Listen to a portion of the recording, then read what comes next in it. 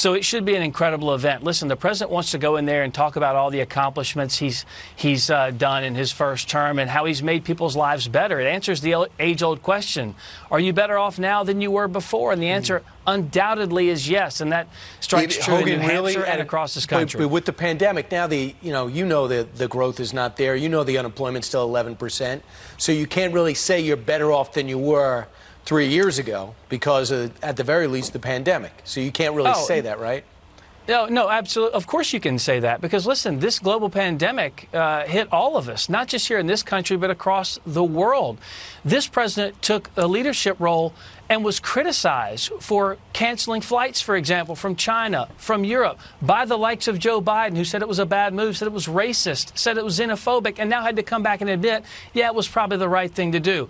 This president saw the numbers, 2.2 million people projected dead in America. So as of right now, this president's policies, this president's decisions, his leadership has saved almost 2 million lives in this country. I put that up against anybody. And as this economy begins to rebound, you saw last month 10 times the growth ever in 1 month. And then, of course, in June, 20 times the growth than ever before in 1 month. This economy is roaring back. Listen, this president rebuilt this economy once. He will rebuild it again. Joe Biden's policies prevented people from having jobs in the past. He's hoping coronavirus does it for him in the future. But this president wants to continue the growth forward so that the American people can get back to work, back to school, and our country can get back to being how great he made it the first time. Do you know how off base you have to be in your defense of Trump to get a Fox and Friends host to rebuke you on the air? Apparently, it's claiming that in the middle of a pandemic, a recession, and amid record civil rights demonstrations, that we are somehow better off. This is White House spokesman Hogan Gidley getting just a little too caught up in his own propaganda here. He says that, in fact, we are better off even despite coronavirus because every country was impacted by it. In other words, because it didn't impact only the US, well, then it doesn't count. And then he brings up what else but the China ban. Now, not only did this so-called ban let 40,000 people into the country from China anyway, but more importantly, the ban didn't work. We have the most cases and the most deaths in the world. You can't tout this random step from 6 months ago as a solution to the problem that never solved the problem. Also, it should speak volumes that it's July, and yet the administration is still touting the one and only half-baked step they ever took from all the way back in January. And that's because nothing else has been done. They did the bare minimum and then just sat back and heaped praise onto themselves for it. No nationwide testing or contact tracing system, no ramping up production of PPE, no public messaging campaign to ensure that people are wearing masks and socially distancing. Just, we did a travel ban in January, and that should be good enough. You're welcome. He further goes on to credit Trump by saying that he saw the numbers, the writing on the wall that showed 2.2 million dead if he didn't take such swift action.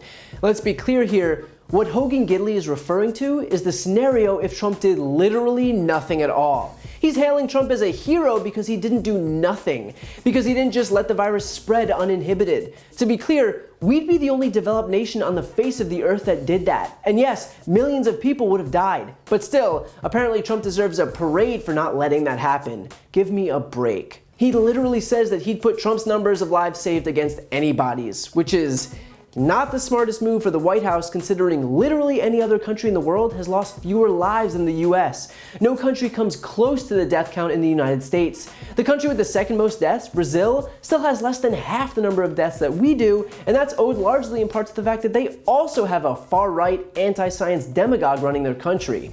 So Hogan Gidley can put Trump's numbers up against anybody's, but it's really not going to reflect well on the White House. And finally, Gidley starts touting the growth we've seen in the last 2 months. And look, I'm no economic genius, but maybe the reason we're seeing growth is because we were plunged into the worst recession and unemployment numbers since the Great Depression.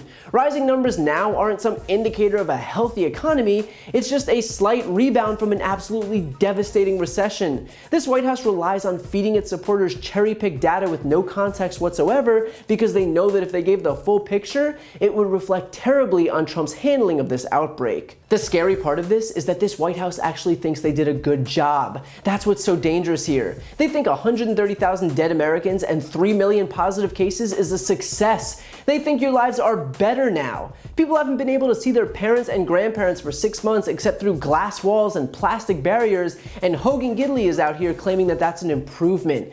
This administration doesn't just traffic in lies, they're not willing to acknowledge the basic truths about life today. And if they can't acknowledge that, then it's proof that they'll lie about anything.